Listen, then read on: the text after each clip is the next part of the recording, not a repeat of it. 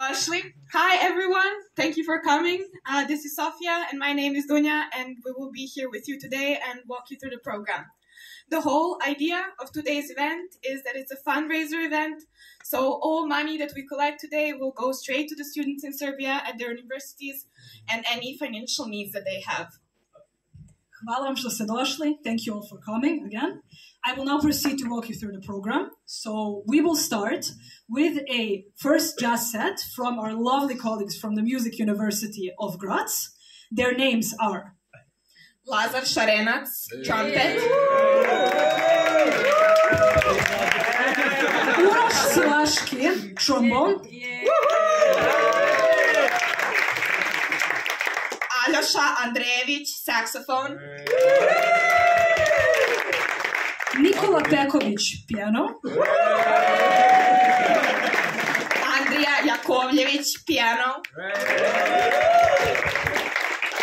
Lav Vozlić, contrabass. And Časlav Šeković on the drums.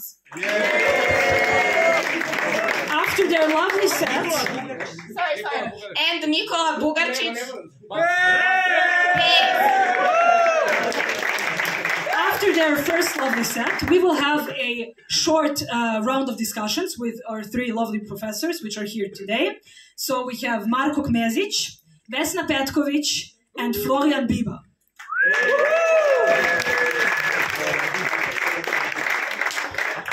After the discussion, our friends will rejoin us again for another set, which will last until approximately 10:30. So thank you for coming again, and I hope you will enjoy the evening. Hvala vam puno, uživajte!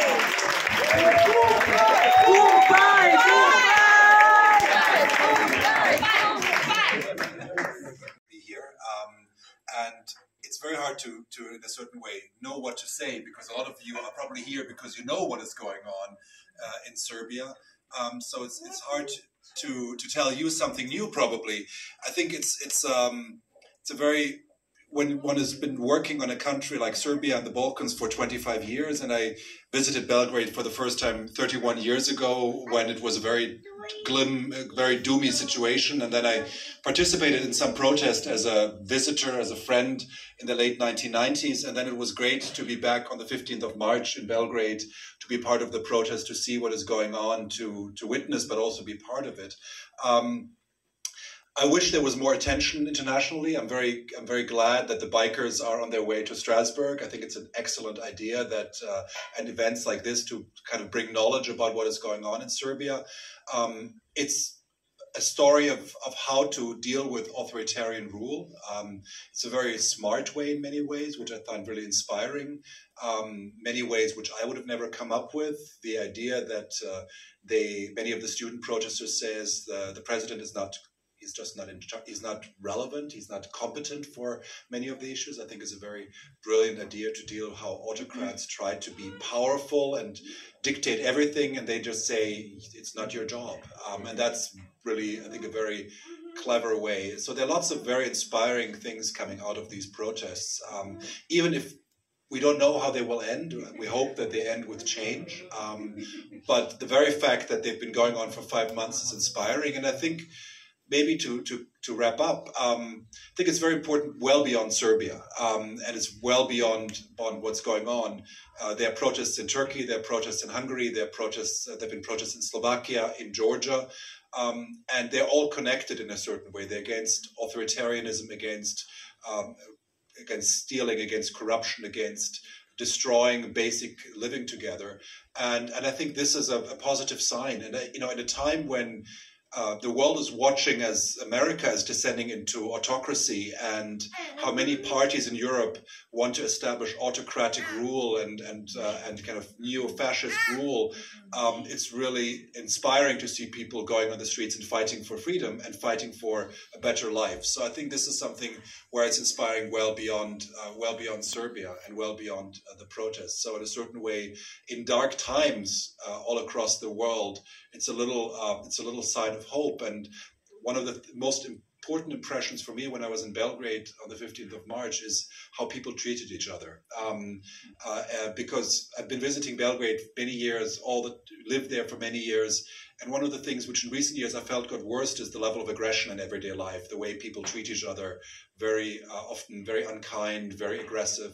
And it's a sign of a government. A government makes people aggressive. It tells them to be unkind to each other, to be disrespectful. And on the 15th of March, the way people treated each other when they were very tight, very close together, nearly squeezing each other because it was so many people in a small place, people were so friendly and helpful and supportive. And I think this is something which governments like the government of President Vučić and other autocrats don't understand. They don't understand human kindness. And I think it's a very powerful weapon against them, because all they do is preach hate and preach intolerance and preach getting aggression, and showing that people can behave differently, I think, is very overwhelming and very powerful against these kind of regimes. And I think this is hopefully an inspiration also for many people elsewhere who are seeing, the threat to democracy and their freedoms. Thank you. Mesic, a lawyer and a political scientist working at the Karl Francis University in Graz. Mark was born and raised in Belgrade and has dedicated a big part of his current research to the state of the Serbian politics. He will now say a few words on the student protests in Serbia. Thank you, Mark. Thank you, Dunya. Thank you all for being here, first of all, and for being interested in the topic. And same as Florian, what to say that you don't know already. So instead of that, I will share my personal experience with the events of 1st November, where I was in Graz. And the very next day, I was teaching a course at the University on Political and Constitutional Systems of the Western Balkans. And I have a very international class. Not all the students are coming from the region, as you might assume. And that very day, we were talking about social protests and movements as a way to maybe make a progress against these autocrats that we are dealing with. And the class started in normal fashion, but ended up in a very emotional outburst of feelings with regards to the victims of the fall of this canopy in Novi Sad. And for the first time in my life, I was facing students who were actually shedding tears and being very emotional about it all. And honestly, I was not comfortable about how would I end the class after that. So I went home and I was in touch with many of my colleagues from the University of Belgrade. We are friends, we exchange, notes and messages. And I told them about what happened in Graz. And I remember some of them telling me, well, your students are really soft, our students are tougher than that, they can endure. And I told them, no, you're wrong. And I was really happy then that actually, although I was mostly cheering myself, I happened to be right for once. And students of universities throughout Serbia actually stood up and said, it's enough. It is enough. And they set a list of demands, which you all probably are aware of, that can be roughly translated into two main demands. No one can kill or steal and get away with it unpunished. Very direct, very simple, yet a demand which is difficult to attain throughout the world. As Florian has said, from Ankara to California, from Moscow to Budapest, we're living in a world that is becoming highly illiberal and authoritarian. And what is the response to this? Many scientists before us, more clever, they all pointed out to the seminal role of education, of enlightenment, and the role of us as professors, the role of students is actually to speak up, to write, to disseminate messages. And if I may, it is also your role to act as democratic citizens. So we were living in Graz. Many of us came from the region for economic, but mostly for political reasons. And it is our role to actually speak up, talk to our neighbors, spread the news, spread the information, and help the cause as much as we can. Because inevitably, and against some fatalism about the region, which basically argues that history of Serbia and the Balkans is kind of circular. And no matter whether we live in 1825, 1925, 2025, the region is always governed by some authoritarians who are actually preaching democracy, but basically they're ruling on these network of kleptocracy and clientelism. And I would beg to disagree with that, because basically whoever claims such a thing disagrees with the region's ability to set up a civil society that would function. And it disregards the thing that after 2000, Serbia actually was run by a democratically elected government, which was not stopped by some dark fate, but rather by a sniper bullet. And therefore, the history is open for the region, and we have a new generation of students, such as these, and you. And what they are showing us is that they denounced fear. Last but definitely not least, we have university assistant Vesna Petkovic with us today. She's a renowned jazz singer and a university assistant at the Faculty of Music in Belgrade, as well as in Gracu. She will now give us her perspective as a person who actively works with students and with Serbian students on what is happening in Serbia right now. Thank you. Thank you for inviting me. Hey, hi guys. I'm speaking always German and Serbian. In Serbian, I'm coming from Niš. That's also very specific. However, I'm moving around in the mud in the politic as a teacher and as a musician, which is we are really less paid at the moment, and that's the issue. The people are fighting now because they didn't get any payment. Okay, to be honest, I got €1.56 last month, and that was really fun because another guy, a friend of mine, he got like €2, and he said, I will buy you coffee next time when we see each other. No, I'm just joking. You know, for me it's very difficult because I teach in Serbia and I teach here. I see the differences all the time. And in Serbia, I try to give this power and fire and everything what music and what art is, like to give to the students and to try to motivate them to do their own thing. And it's very hard for me to see when I teach, and after like the first year, everybody are very, very motivated and want to do some things and music and I don't know, some projects. And then after third year, everybody starts to, I don't know, to be less motivated. And then I see the next question is, where can I go? Can I go somewhere else? Can I move from Belgrade, from Niš, from Novi Sad to Austria, for example? Because it's easier, it's nicer, but it's not true. It's, of course, Serbia have a lot of things to give, because the talent and what I see there, what I work with, is so big and so full of love. And this is, I'm very emotional now, because it's like you cannot do the art. You cannot say, I don't want to do art because it's not that paid and this country is shit and we don't want to do anything.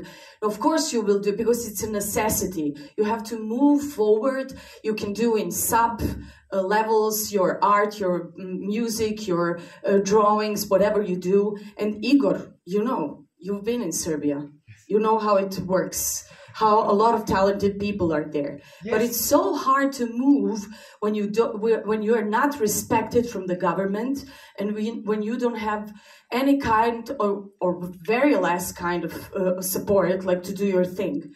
I read somewhere that the Bildung is of education, thank you, like got 2017 0.56% of the budget, you know, from the, I mean, how can you work? How can you live? You have to do. And then I'm so sad, on one side, on the second side, I see all those students tonight on the stage. They're playing here tonight for you. And they're wonderful. Or? Yeah. I mean, they are such great musicians. And they said at one point, you know, I'm going to go to Austria. I want to go to Switzerland. I want to go to somewhere else. And that's the point what hit me the most when the student protests started. When I saw this interview at Olja Bečković show, Utisak nedelje, where one student said, I don't want to learn German. I want to stay here. I want to do my job here. I want to build a family here. I want to have my possibilities here and get well paid. I mean, that's really cool.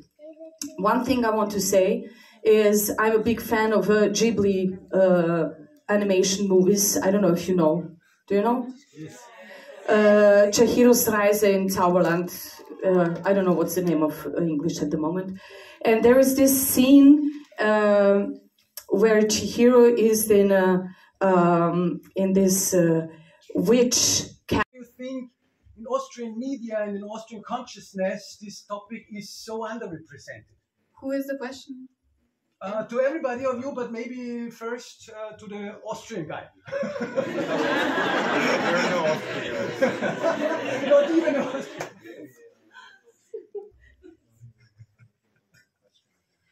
So that everybody who hears, the question was, why is it not so much on Austrian television media that reported what's going on? And as I'm not Austrian, but no, that's fine.